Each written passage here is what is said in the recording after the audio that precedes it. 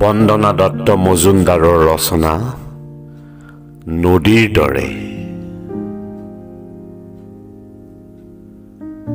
চিনাকি বাটটোৰে আহি যেতিয়া কেঁকুৰিটো পাওঁ, এনে লগা হ'ল যেন শূন্যতাৰ ঘেৰত নিসংগতাই উচুপে।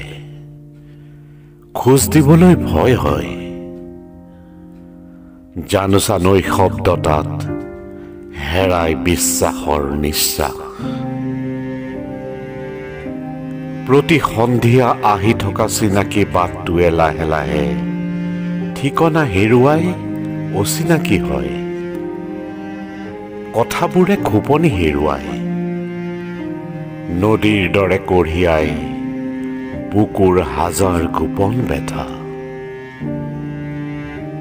বতাহৰ দৰে থমকি নৰৈ সামৰি লয় নীলাভ বিষণ্ণতা।